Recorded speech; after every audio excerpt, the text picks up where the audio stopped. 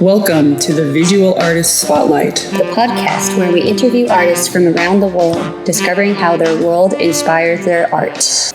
I'm your host, Miko Hayashi, leader of the Stitch and Bitch Club on Clubhouse, and owner of Mimi Hana Threads, a handmade 3D embroidery company that creates beautiful wearable art accessories. Today's guest is Lauren Rose, an American artist currently living in Tokyo. Lauren, welcome, and thank you for being my very first guinea pig. Thanks for having me. I appreciate it. So, Lauren, why don't you introduce yourself first? Sure. My name is Lauren Rose. Rose is my last name. And I moved to Tokyo in November 2020. I'm originally from the United States. I've lived in New York, Florida, and California before moving abroad. And I have a background actually in counseling. I think that having that technical training in counseling really puts me in the mindset of intentionality, which is it's a nice, easy flow into art. And I've always been an artist. I've always really enjoyed making things with my hands. And now that I live abroad, I've been so inspired by everything around me that I can't contain it. I have to create. And so recently I've moved into paper art, and I know we'll be talking more in depth about that, but I went from acrylic art. I dabbled in watercolor and gouache, and I even bought a bunch of polymer clay. So I really am a Jill of all trades, but most recently paper has kind of stuck to me, and I really enjoy working with paper arts. Oh, thank you. It sounds like you've moved around quite a lot then. Yes. I was born in New York, and I lived there for the first 9 years of my life. So I will always claim to be a New Yorker.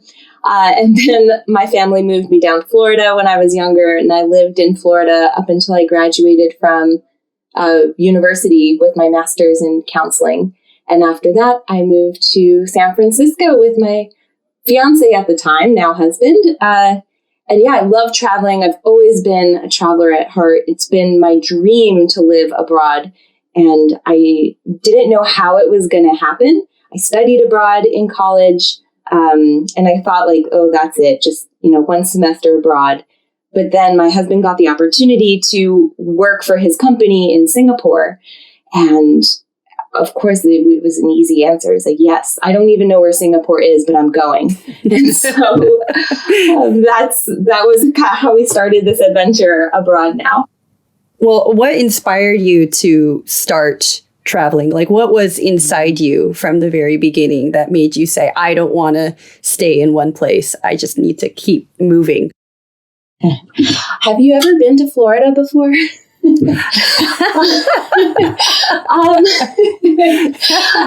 I think so. For me, Florida is a wonderful place to go. If you want to live that slow life, if you like the beach. I hate the beach. I'm a redhead. I have very pale skin, and I'm allergic to the sun. So a lot of it is driven from a desire to see what else is out there, to meet people, and to it's kind of selfishly to just expose myself to as many different people and cultures, and just to understand what the world is about. Again, it's that counseling part of me I really want to know people on a deeper level. And so I find that traveling is the best way to do that, because you can read about someone in a book or, see pictures and you get an idea, but it's nothing like just being immersed. And so when I was in high school, I was all about France, and I loved French culture, and what high school girl doesn't who wants to go into fashion. But then I went to France, and then I traveled around Europe a little bit afterwards. And it's just nothing like being there. You see pictures of the Colosseum in Rome, but it's nothing like, I did the big no-no, but I reached out and I touched the wall. And, it's been there for thousands of years. And I just so much respect for that history. And then being here in Japan, and you in the middle of the city, there's this castle that's been here for thousands of years, the ruins of the castle, but just the idea that these people and places have existed and will continue to exist so much longer than we will ever, breathe air on this earth is just, it's so inspiring to me. That's my yeah. Mm-hmm.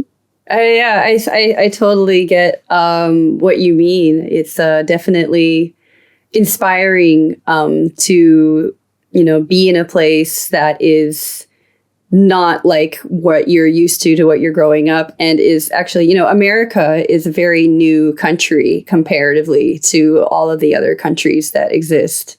And yes, to be from a country that is still in its teenager years to, something as old as Japan or China or, even in Italy, that it's sort of a eye-opening experience.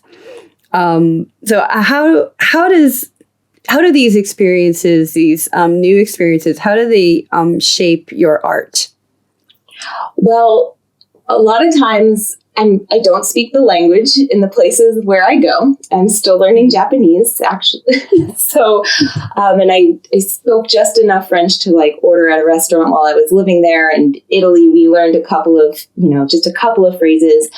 But I find that the fastest, best way to get immersed in a culture is to eat. And I am not a picky eater. I will eat almost anything that's put in front of me. And so that's how I find myself immersing with new cultures. And it's the easiest stepping stone. So when we lived in Singapore, we were able to travel around to many Southeast Asian countries because Singapore is kind of a travel hub. So we went to Vietnam, we've been to the Philippines and Malaysia, and Taiwan is not in Southeast Asia, but we went to Taiwan. And I feel like I'm missing places. Batam in Indonesia. And every time we went to one of these new countries, my husband and I would book a food tour with an English-speaking guide who could kind of explain to us what we were eating. And not only are we eating the food, but we're also getting to know this person who lives here, who we can ask our, weird questions to. The best one was in Vietnam. We went on a food tour where the guides, it was women run, so they were all women, and they took you on the back of a motorcycle type thing, and as they took you from place to place around the city, and it was fascinating. I get to sit there and chat with my guide about the pains of a mother-in-law, the pressure of having to find a job and earn money, with pressure to have children as a woman, and it was just so wonderful to get to know her on that deeper level and to really connect, and to just kind of know the human experience is so similar no matter where you live. We all just want to live and survive comfortably. We want to eat. We want to be loved. And yeah, I forgot the original question, but that's just kind of food is a lot of where my inspiration comes from. Oh, okay. So then I guess the question was, how do you feel it shapes your experiences, shape your art? Yeah, that's it. The food shapes my art. The food. I want the people who see my art to get literally a taste of what I'm experiencing. So the easiest way for me to connect with a culture is through food. So I want my audience to connect and find an easy way in, an easy way to also to connect with that culture. So food is the main subject of my artwork.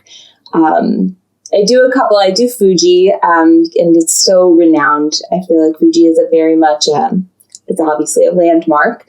But a lot of the other work that I do is food. So maybe you see my work and you see an onigiri and you're like, what is this rice ball? But because you've seen my artwork, maybe you've read a couple of the descriptions.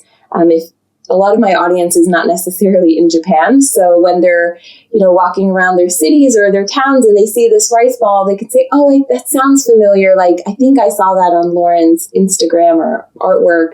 Let me try it. It takes a lot of the mystery out of it. So I'm really just trying to connect people, make it a little bit easier to connect to other cultures that seem foreign to them. Mm-hmm. So can you talk a little bit about how you were transitioning from, let's see, you said first polymer clay and also acrylics, and now it's paper quilling. How did that transition or evolution happen? Well, my dad paints, and he painted with oils as we were growing up. So I've always been around crafts and art. And so I think when I was a kid, acrylic paint was the least toxic. And so that was what we were allowed to play with. There were also watercolors there, but that's play, that's child's play. And it helps to I don't want to say get it out, but to experiment. But I don't know. I've originally have been drawn to acrylics. I like the dense, bold colors that acrylic can offer.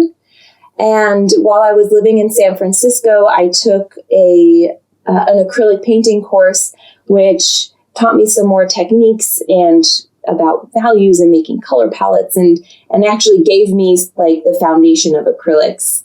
So I was doing acrylic for a while. A friend and I, we bought a watercolor book from someone she followed on Instagram and really wanted to do. So we met and did watercolor out of a textbook for maybe 2 or 3 times. It's kind of just whatever is inspiring me at the time. I think the polymer clay was on sale at the art store, so I just bought it. But when it came to the paper quilling, I was living in Singapore, and a friend of mine purchased some quilled earrings from a local artist, and that artist was hosting a workshop. This was right when lockdown in Singapore had lifted. So she and I hadn't seen each other in a while, and she said, hey, would you be interested in going to this class with me? I had never heard of quilling before. I'd never heard about it. I didn't even follow this woman's art on Instagram, but I'm always down to learn something new. And also, I just wanted to spend time with my friend. So I said yes, and that's how I was introduced to the art of paper quilling. We made these earrings. They were like tulips in a pot. So she taught a couple of different techniques. And then from there, while we were in the workshop, my friend was like, Lauren, you paint and you do things, you're creative, you should do this. You should do this paper. Something about me, and I'm actually quite resistant to new things at first, especially if it's not my idea. I can be a bit stubborn.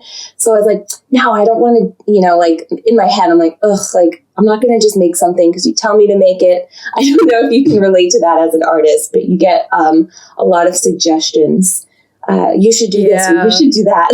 Yeah. I've gotten that. Yeah. Mm-hmm. And while I appreciate it, and, that they think I'm so talented, or they think that, that they can see my work in ways that I cannot. Sometimes being an artist, you really just want to create what you want to create.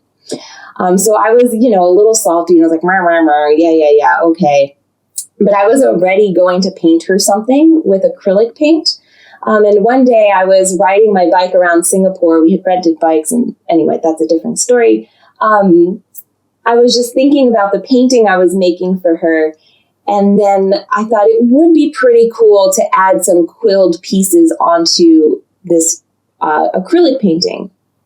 Because to honor our time that she and I spent together, this new skill that I picked up while I was with my friend. And so I made a Mickey and Minnie painting, and I quilled the Minnie bows, the red bows, out of paper, and then I attached those to the painting. And once I bought the supplies and did it in a way, or played with the paper in a way that was less structured, I fell in love with it. Once I finished with the bows, I was making a bunch of different designs, and I was just playing around with the paper because there was no pressure. That's kind of just when I fell in love with it. At that time, I knew we were moving to Japan, so I refused to buy more paper because that meant I would have to move it. So I had to wait until we got to Japan to order more supplies. And that ended up being a month and a half of waiting. So I would like write down all my ideas and I would sketch them out. So now that I'm here and I'm more settled in Japan, I feel like I've had all these ideas just marinating in my mind, just waiting to come out.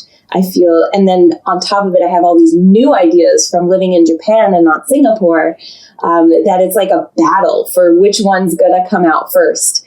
And I've been leaning more towards the Japan themed, the Japan inspired pieces lately. So that's the evolution of kind of how I've gotten to paper quilling. It's been a fun journey.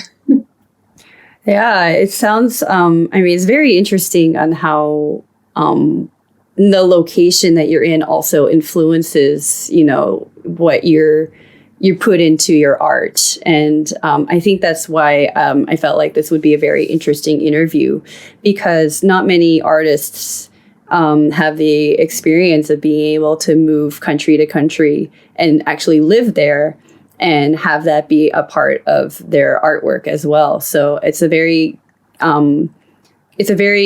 fortunate way that you're able to express yourself, I think.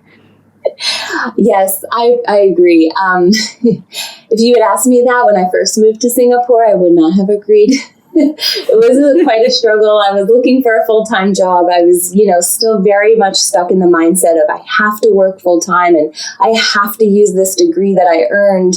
But now I have found a really good balance where I do use my counseling degree. And I find ways that my degree shows up in my artwork. I find ways that my, formal education shows up in the way I interact with people, the way I communicate. Because I was very much like, I gotta use this degree. I have to use it. But I'm so much happier now that I've let that go and I can focus on my artwork and allow myself to be inspired and to let go of the shoulds of whatever society pressure I feel to use this formal education. I totally agree. So my next question is, what is challenging about making art while living in a different country? Supplies. First of all, finding supplies and getting supplies. As I mentioned, I did a lot of acrylic painting, and before I really immersed myself in the paper art, I had this strong desire to create and paint note cards and postcards. And I have these, when my parents visited Singapore from the United States back in 2019, I guess, they had brought with them something I had ordered on Amazon to their house. It was like a pack of note cards, and they're the perfect thickness, they're the perfect paper, they're the perfect fold, perfect size. And I thought, when I move to Japan, it won't be a problem to find this kind of paper. They're so into paper products here, no problem. I have not been able to find these bifold note cards anywhere for the life of me. So I've really had to shift gears, and I started actually painting postcards instead of note cards. Although I've been to Hokkaido and I started sampling, I'm looking into cutting my own note cards. Anyway, that's a whole other thing. But this quilling, there are specific papers for quilling. Companies make them where the paper is already cut into strips. Usually the width is 3 millimeters, 5 millimeters, or a centimeter. But since moving to Japan, I could have them shipped to me, but I have so much access to beautiful paper here that it feels kind of like a waste to buy paper that's mass-produced somewhere and pre-cut, although that does make the process more efficient. Lately, I've been going to Hokkaido to their paper floor, and I just pull one of every color. And it's an A5 piece of paper, and the thickness varies depending on the color, and I don't know, they have different options. So I've been picking the colors based on what's inspiring me that day, and then I bring it home and I cut it myself. And that way I can have a variety of thicknesses, a variety of colors that aren't necessarily available online. Also, I don't have to worry about it getting crushed in the mail. The people at Hokkaido probably think I'm nuts because I bring this plastic, like those plastic folders that are really popular here that I love, like those plastic sleeves. And I'm like, can you put my paper in here, please, and then put it in your paper bag? Because I take the train and I don't want to bump into anything and have bent corners. And they've been really nice at Tokaido, and they accommodate for me. So supplies is the hardest part, I think, the most challenging part about working abroad and creating art abroad. I see. How do you see your life in Japan shaping the way you think creatively in the future? Well, I love the Japanese idea or the concept of minimalism. Just the very clean and simple lines I find are so beautiful. Life is so chaotic, so our surroundings and the things we surround ourselves with should be serene and soothing, to give you a little bit of that escape. So I try to keep that in my artwork, that simple, intentional lines and design. And as I mentioned before, just the quality of supplies that I can find here, the types of papers. I'm starting a series where I'm including washi paper into my artwork. I've been experimenting with that, haven't released anything yet. But also, do you mind, sorry to interrupt, do you mind explaining to those who might not know what washi paper is? Sure. And maybe you can help me because I'm not 100% sure. But from my understanding, it's a paper with a design on it. And it's beautiful. And it tends to be a little thinner on the thinner side. Yes. If you can please elaborate. Do you know? Yeah. Okay. Yeah. Okay. So washi is the kanji for washi is wa typically means balance or harmony, but also it's also a reference to Japan in general. And then shi, the kanji for that is paper. So the literal translation would probably be balanced paper or Japanese paper. And it's an artwork of its own where they create different types of paper, often with natural materials. And it's often handmade and hand pressed and various thicknesses, various colors. Some have a Japanese pattern. Some have more of a natural fibrous pattern. It's also mostly thin, but it's used for wrapping and also used for maybe making cards or decorations and anything. Yeah, so that's the basic gist of what washi is. Okay, Lauren, go ahead. You can continue. Thank you. No, I love that. You taught me something new today. Because I've only heard of, I didn't know those details of what it actually meant. I've just heard of this famous washi paper and washi tapes. So yeah, I've been experimenting with that. I haven't purchased any of the fine art handmade washi paper yet because, like I said, I'm experimenting. So I experiment with the cheap stuff. But it's been really fun, and I have a lot of ideas for how my artwork can evolve using the materials that I can more easily find here in Japan. It's also that's a very good thing to take advantage of where you are and incorporate that into your artwork as well. Mm-hmm. Yeah. I'm trying to think of how I did that in Singapore. I think I was just very inspired by bubble tea because I was on a huge bubble tea kick with tapioca balls. Tokyo as well. Tokyo was also one. I'm kind of glad since moving to Tokyo, I've shifted gears and now I'm obsessed with taiyaki, which I think healthier. I'm going to go out on a limb and say it's a little bit healthier than bubble tea. It's a lot of sugar, but yeah, it's not quite as. Oh, and I think it's not as much of a sugar bomb as bubble tea, but that's probably true. Yeah. So yeah, it's wonderful. I love living abroad. I love meeting new people and trying new foods, and it's of course it has its challenges.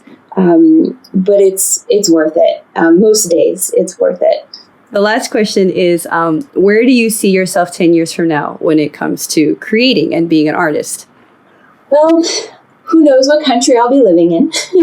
My husband and I, we talk about, his contract is only for 2 years here in Japan, but I know we're only a couple of months in, but we love it here. So we hope that we're still here in Japan.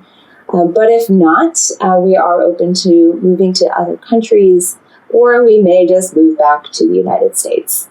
So who knows where my inspiration will be coming from, but I've like I said, I've only been here in Japan for a few months, but I feel like it's kind of nestled its way into my heart, and it's definitely something I will keep with me, these experiences. We also talked about earlier how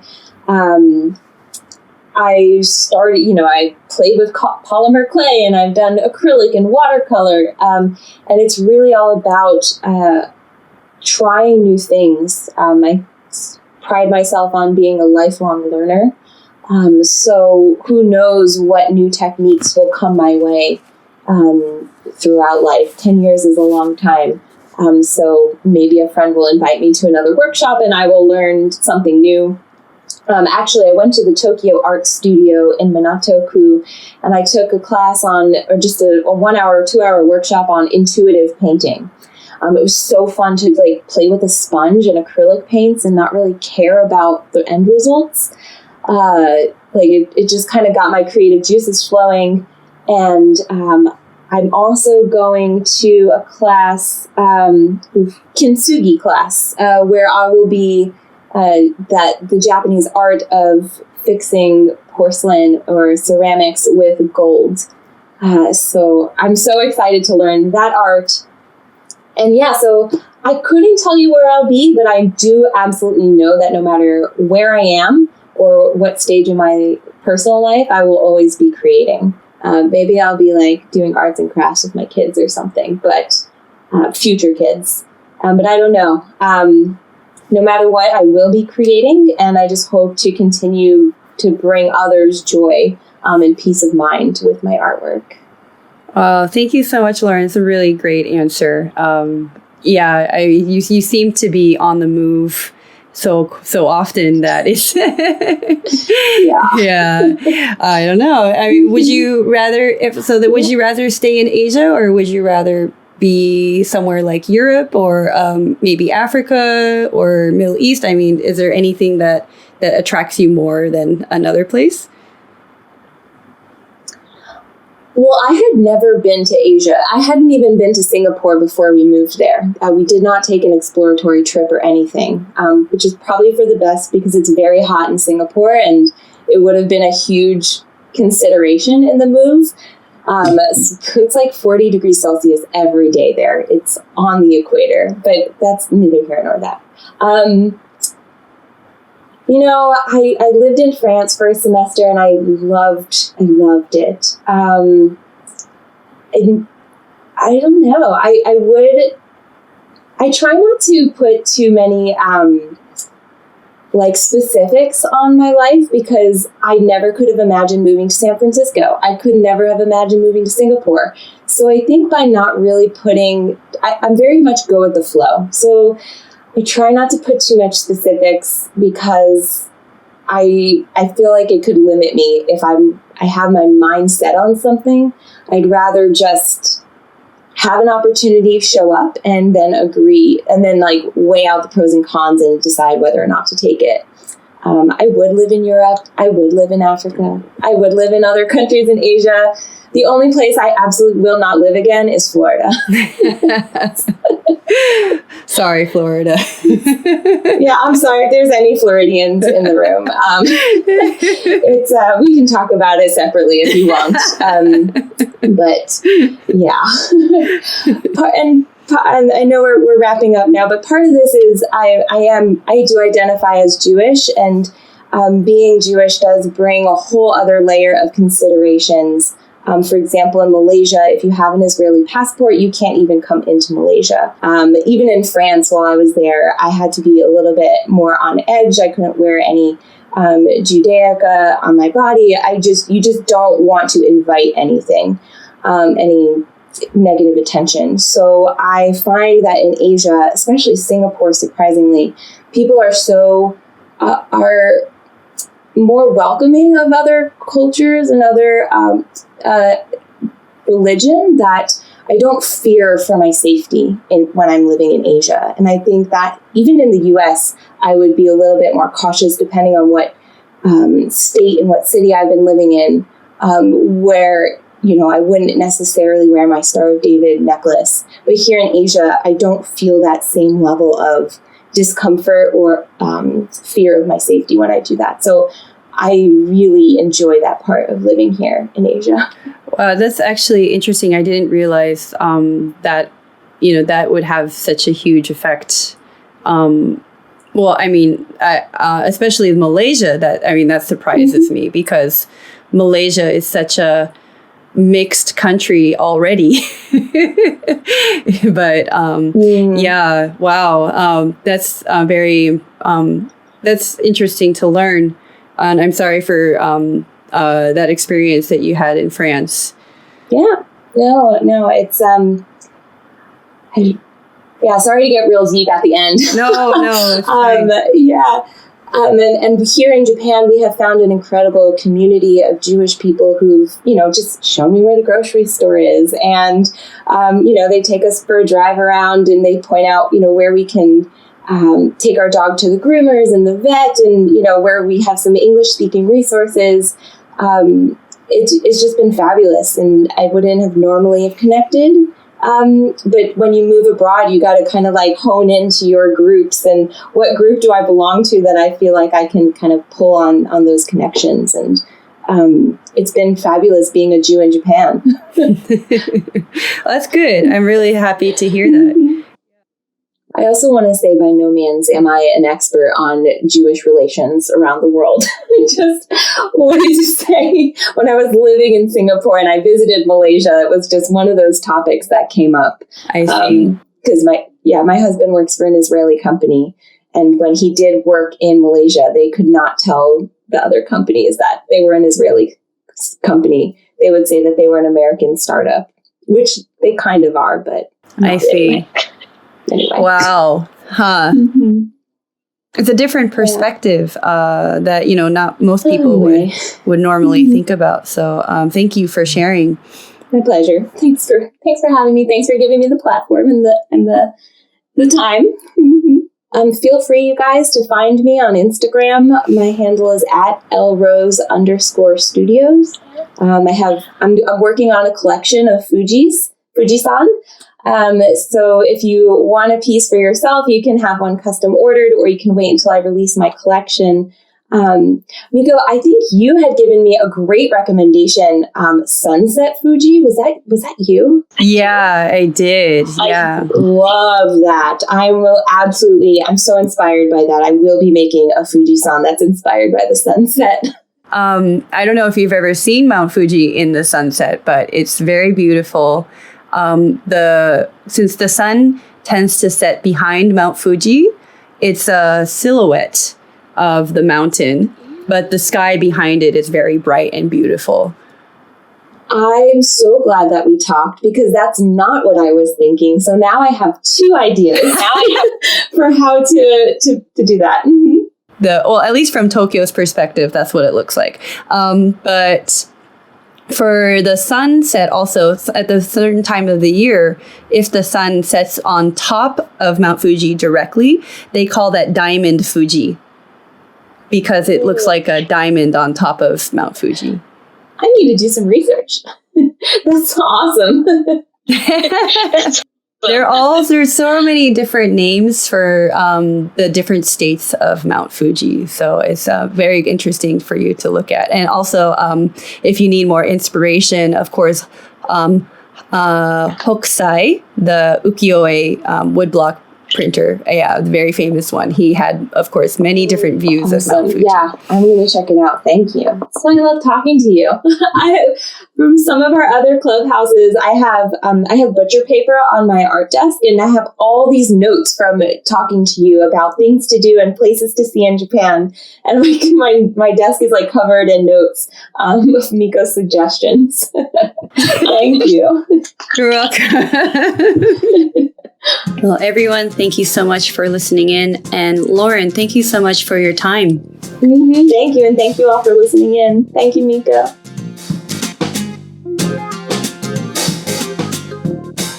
That was Lauren Rose, a paper quill artist, an acrylic artist living in Tokyo, and a frequent traveler of the world. Join us next time when I interview a tattoo artist living in San Francisco who is inspired by Japanese ukiyo woodblock prints. This has been the Visual Artist Spotlight. Make sure to visit my Instagram at Mimi Hana Threads, which is MIMIHANATHREADS, where you can find out when new artist interviews will happen. Also, please subscribe to my blog at smallbusinesshop.com/mimi-embroidery-blog.